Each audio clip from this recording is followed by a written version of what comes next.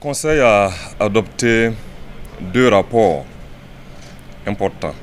au titre du département en charge de l'industrie, du commerce et de l'artisanat qui viennent contribuer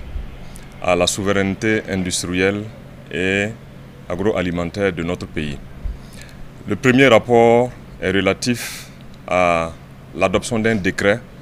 portant nationalisation de la société nouvelle CITEC. Et le deuxième rapport est relatif à un décret portant adoption des statuts particuliers de cette société. La SNCITEC est une société doyenne du paysage agroalimentaire et des unités industrielles oléagineuses de notre pays, créée en 1941 et qui a été privatisée courant 1995. Il s'agit d'une structure dont le fonctionnement impacte énormément le secteur de disponibilisation des stocks de produits, notamment les huiles alimentaires, les savons ainsi que les tourteaux pour bétail. Et du fait de son caractère stratégique et face à la volonté exprimée par l'actionnaire majoritaire, en rappel, il faut savoir que la structure en tant qu'unité d'économie mixte appartenait à 53% à un actionnaire majoritaire qui est Géocoton, à 34% à la Sofitex et 13% à d'autres petits actionnaires burkinabés.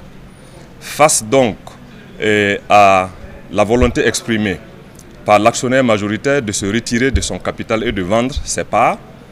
et dans un contexte d'affirmation de la souveraineté industrielle amorcée par le Burkina Faso sous le leadership du camarade capitaine Ibrahim Traoré, président du Faso, chef de l'État, le gouvernement a approché l'actionnaire majoritaire pour lui exprimer sa volonté de procéder au rachat de ses parts, les 53% du capital de la société. Les échanges ont été engagés et des négociations ont permis de procéder à l'évaluation de l'unité industrielle pour arrêter la valeur de l'action et faire une proposition de la valeur qui concerne les 53% de cet actionnaire majoritaire. Cependant, il y a certaines questions de désaccord qui sont apparues en lien avec une dette contractée par Géocoton, l'actionnaire majoritaire, sur la SNCITEC pour son propre compte, mais aussi en faveur de certaines de ses filiales au Burkina Faso et au Togo. Le gouvernement a voulu que ces questions, qui sont très importantes au regard des montants qui sont en jeu,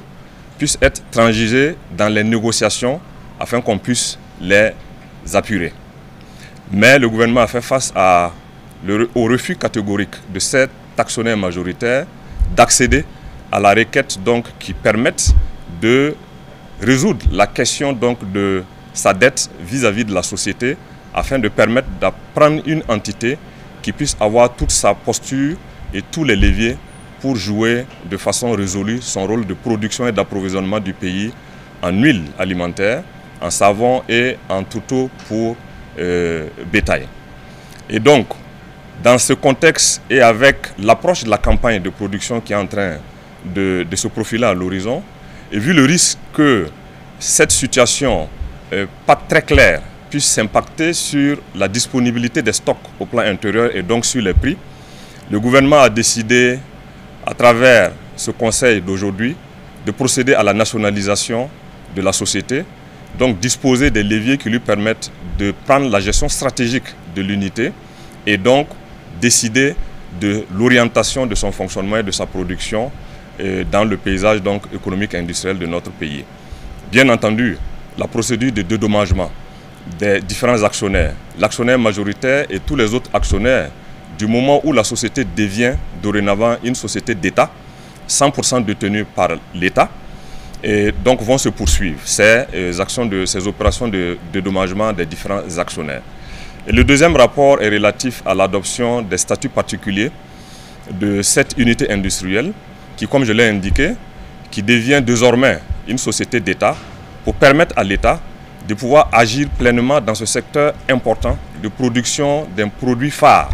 qui est grandement consommé par la population burkinabé, à savoir l'huile alimentaire, travailler à renforcer